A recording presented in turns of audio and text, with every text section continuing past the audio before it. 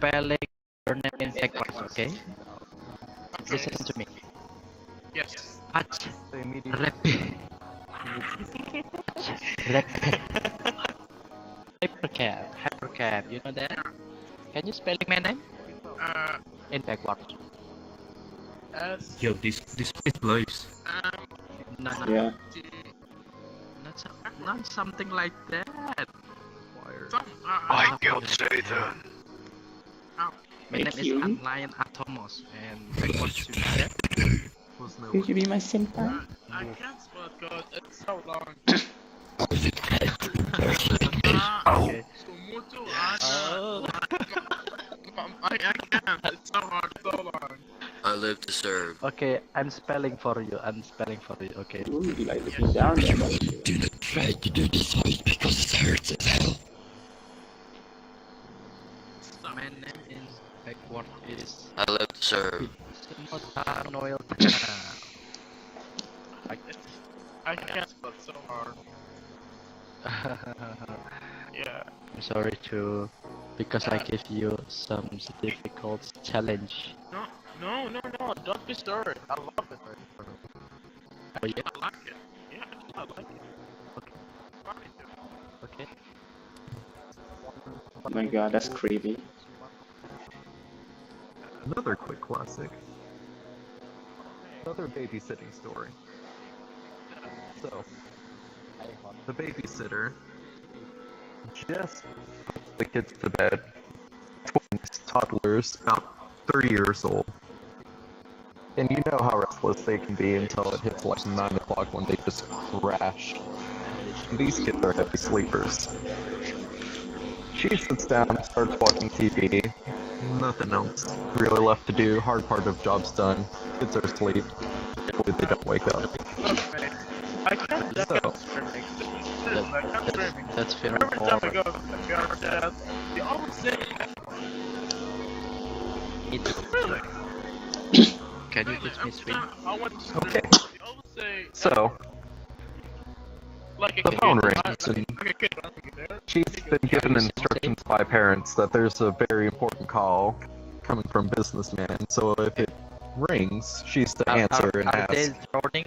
is this Greg Are Douglas? they drawing? Yeah. If it's not Greg Douglas, Are they she drawing? doesn't need care. So she picks up and asks, Are they dying? hello, is Are this they Greg? Hey, it's Dino. Sit with us. No answer. So she asks one more time, hello, is this Greg? And she can hear her voice echo Friendly partner? through the other end of the receiver. She pauses for a second, stuck in shock, frozen in fear. She yells one more time just to be sure, and her yell echoes again through the receiver. She hangs up with the call and dials 911, but the operator never hears from the other side. She sends police to investigate. Hello? Well, yes, when you call 911, no one answers, they send police. They send police, and they find a grisly scene. Babysitter has been severed in half. The walls are painted with her blood. And upstairs, the children are soundly sleeping. They never heard her screams.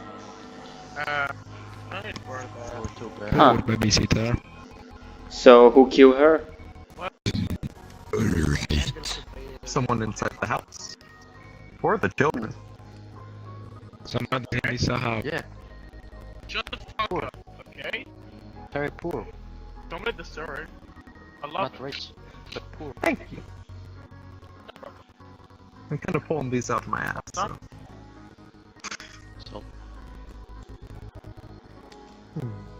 Oh, it's not what's in Let's-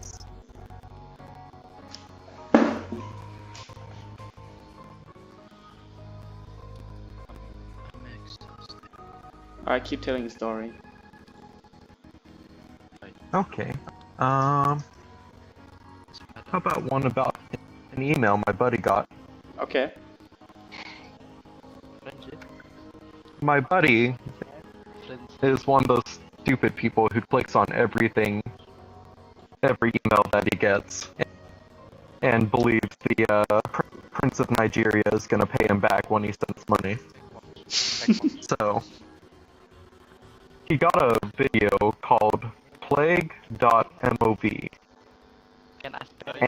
and this was strange. He had no idea what it could be.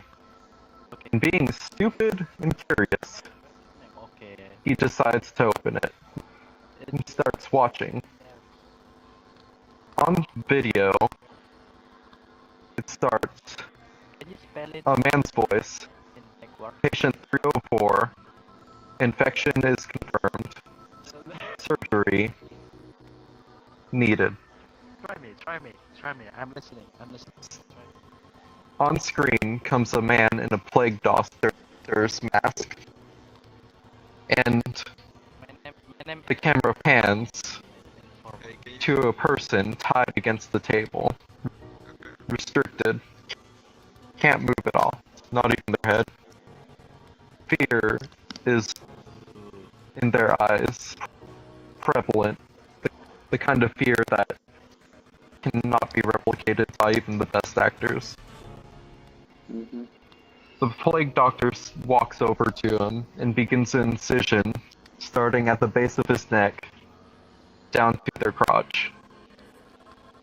He opens them and starts pulling out piles of black goop from their innards. All while the patient is screaming, no anesthetic, writhing in pain.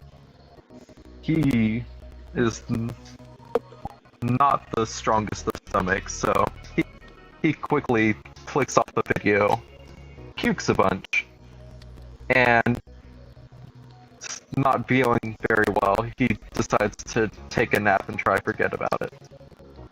Figures it was just some kind of,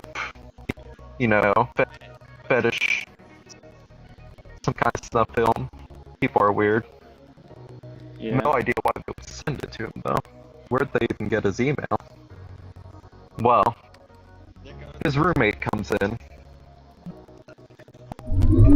and by the time he wakes up, his roommate had finished the video. Damn, dude, are you awake? What the hell were you watching? What kind of sick shit are you into? My friend, his only response he can think of is, why the fuck would you watch that? I was trying to figure out what you watched. I mean, shit. So, the roommate gets up and goes off to work. By the way, I mopped up your vomit. Next time, try to miss the carpet. If you need anything, call me. And so he leaves off for work. What a good friend he is. My friend decides to go back to computer and looks at the video as it's still up on the screen. Curiosity takes over him again. How does this end? How is the surgery? They're ripping out black ooze. They're ripping out organs. How is he supposed to survive? So, with an uneasy stomach and uneasy heart, he hits play again. The surgery continues, and the patient finally gives up. Their last cling to life. They look toward the camera. Their eyes go hollow. Surgery successful. And the clip ends. Feeling uneasy again, he decides to go try wash his face in the sink, as he's got to go to school and go to his college classes. while he's trying to wash his face, he starts getting a cough. He coughs up a little piece of black gunk in the sink. Ooh. This looks kind of serious, he thinks. Something like, red blood, that means lung cancer. Black probably means like pneumonia. Something. I don't know. I'm not a doctor, I'm an engineer. So, he calls up his buddy, who left only about maybe an hour ago. It was a long video. And he gets no answer. Well, so much for call me if you need any help, he thinks. And since he has no car of his own, he decides rest is the best medicine, and he tries going back to sleep. He wakes up, his throat is dry as the Sahara, he's shaky, feels weak, feels a million times worse than he was before. He tries to get up and ends up vomiting all over the floor, black pools erupting from his throat. Nice. This is serious. I think I'm dying. The realization finally hits him. He looks up at where his phone was charging and picks it up. July 22nd. No, that can't be right. It was the 17th. How long have I been asleep, he thinks. He tries dialing up his buddy again, see where he's at. No answer. He goes and walks to his roommate's room. Tries to see if he's sleeping there, or if he can find any sort of hint at where he is, because he needs help. He needs a car fast. He ain't gonna be able to drive himself even if he had a car. So, he goes and he sees his roommate's phone light up. Well, usually he's not the snooping type, but in this case, he's desperate. He picks it up and answers the call from his roommate's girlfriend. Jason? No, Sarah, it's me, it's Ed. Ed? Ed, please tell me you know where Jason is. We haven't seen him for almost a week. What? What are you talking about? I saw him just before I went to sleep. Yeah. No one has seen him for about 5 days. He hasn't gone in work, he hasn't called. His parents are worried, I'm worried. Do you have any idea where he might be? No, I'm sorry. Look, listen, Sarah, I know you're panicked, but I seriously need some help. Please send an ambulance over here. Why? What's going on? I'm just seriously sick right now. I can't get up. Okay. I'll send someone over that way. Just hang in there. Thank you. He hangs up the phone. Once again, he feels sick and throws up over his roommate's bed. Black ooze drips from the sides of it, flowing like a waterfall into a lake. This is serious. This is something I've never seen before. He thinks to himself, what am I gonna do? I just need to wait and relax. Help is on the way. Suddenly, there's a knock at his door. That was fast, he thinks. He opens the door and finds a man in a plague mask. Oh. and that's the last thing he sees before he's knocked unconscious. He opens his eyes groggily. Everything's blurry. Taking a blow to your head isn't a very fun way to take a nap. And he's in an all-white room, strapped down to a table. An all too familiar situation for the video that's still quite fresh in his mind. He turns his head to the side. He sees his roommate, Jason, next to him. Jason? Ed? What the hell are you doing here? I could ask you the same thing. Where are we? I don't know, man. Some guys tore me out of my truck and... well, next thing I know, I'm here. Look, I haven't... That's a shit meme. Look, I haven't seen anyone for days here. I don't know what's going on.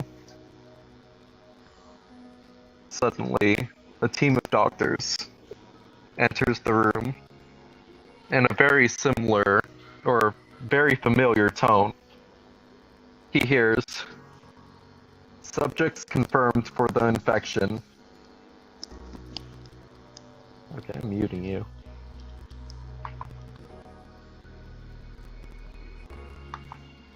There. That's better. Oh, okay. Where was I? Oh yeah, subjects confirmed for the infection. Surgery imminent. So. Oh my god. I gotta mute you now. Okay. What the fuck is going on? I don't know. Sorry, I'm getting muted. Give me one more thing. Okay, I can hear myself again. Alright, let's give a story. He looks over, and the team of doctors swarms over his friend. The incision starts, and the doctor pulls the scalpel from his friend's throat to his crotch, and opens him, and starts pouring out buckets of black ooze from his friend's body. His friend is screaming in agony, but they bind his mouth. Though, apparently that was still too distracting.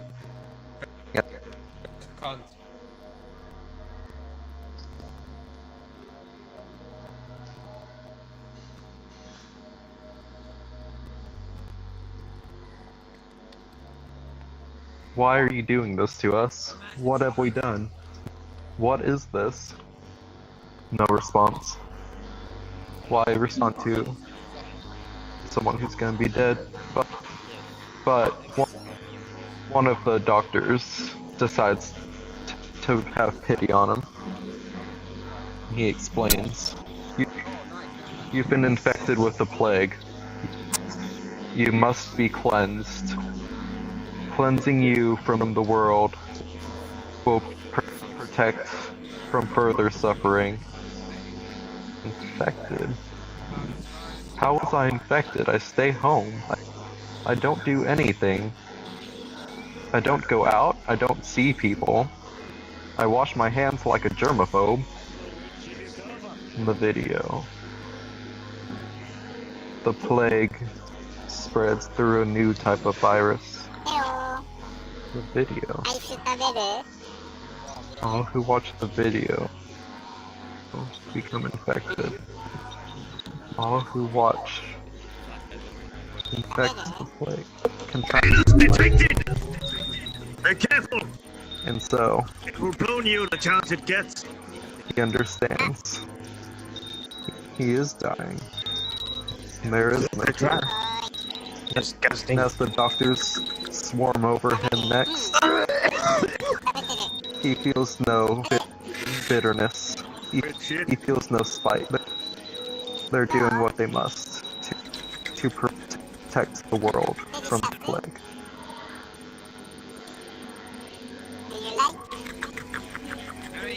and then he died. Oh. Nice story. Nice story, man. Yes.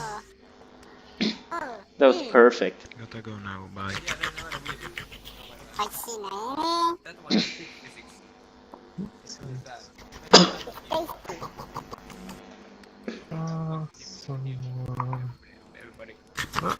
That's not what I want to press. There it is.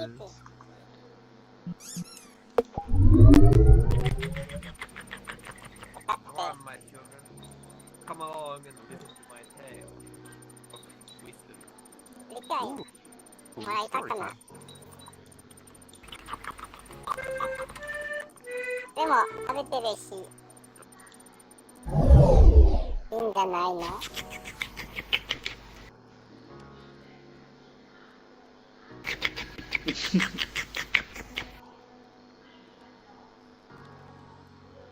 デリシャス You're not gonna feed me anymore?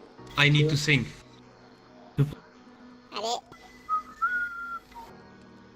あれ食べる Do you want my ice? Yeah, I love it. おー食べてる Thank you, my friend. You love it?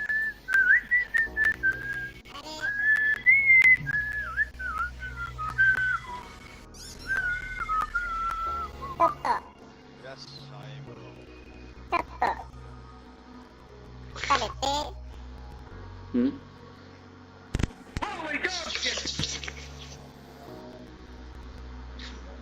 Do you like my ice? Yeah, I do. Thank you. めっちゃ避けられてるよ。 Yeah, your vision's good, but I've got better one. 来たぞ。 I have another story. Oh, you're wrong about that. Hell, I like you. You can come over to my house and fuck my sister. Oh my god.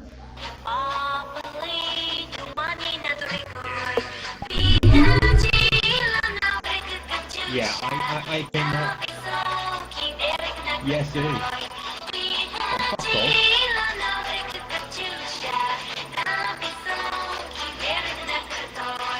What's he have against women?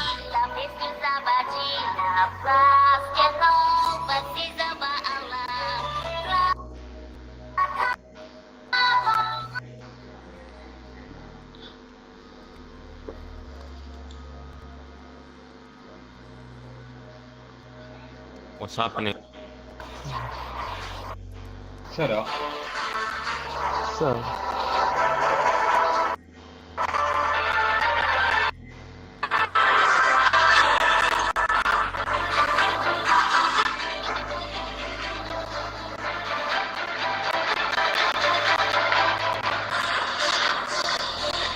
Good stuff.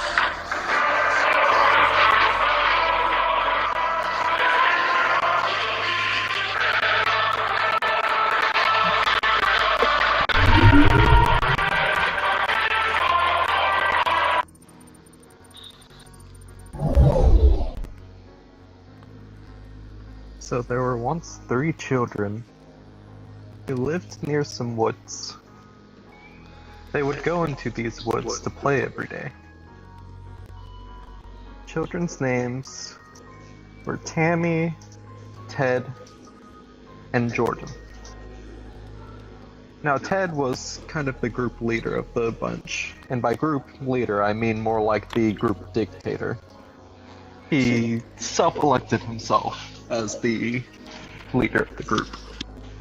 So, one day, while they're playing in the woods, they stumble upon this weird flower, like nothing they've ever seen before. It's kind of fleshy looking. It kind of jiggles, and it smells awful, like 3-day bad ramen noodle awful. Oh. So, the only logical solution for 3 kids, about 10, 12, and 13, would be poke it with a stick. So Ted goes up and pokes it.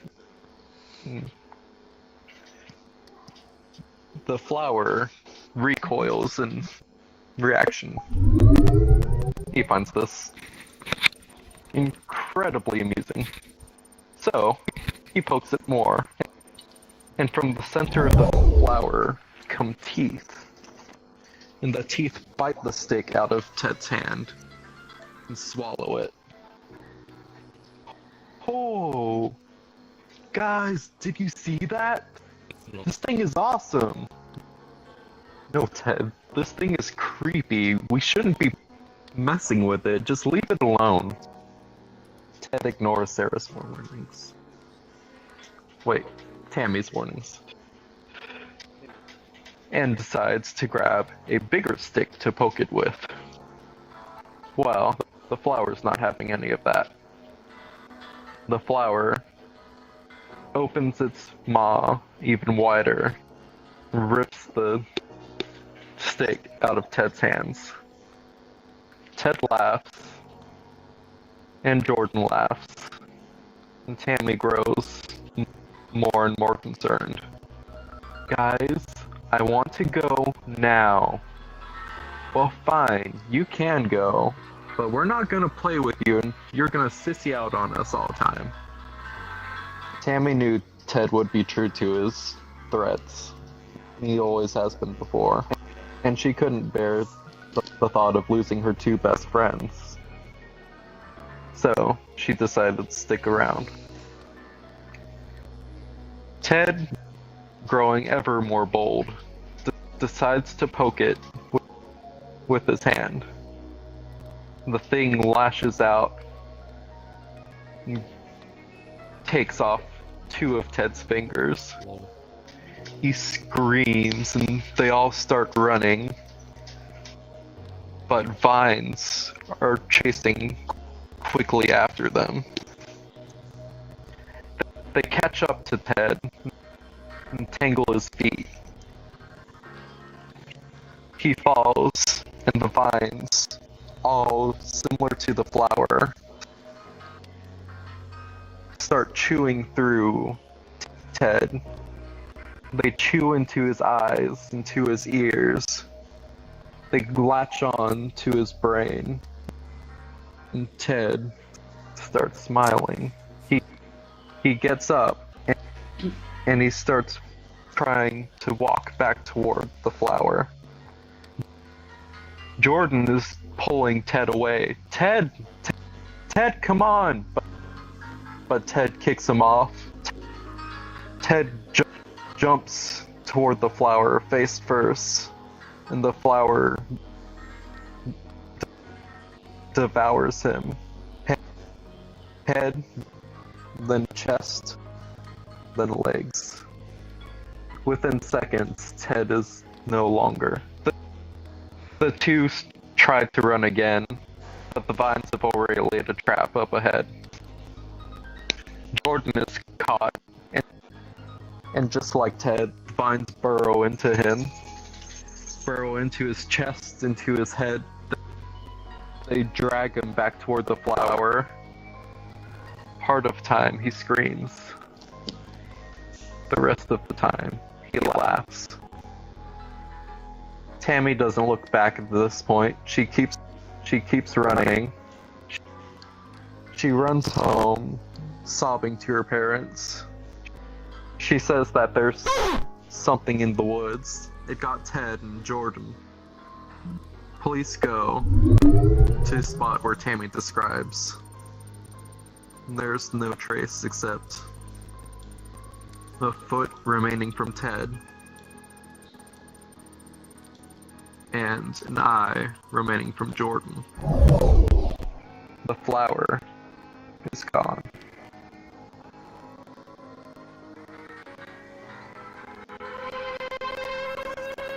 I see. It's very good, man. I love your story. Thank you. I try.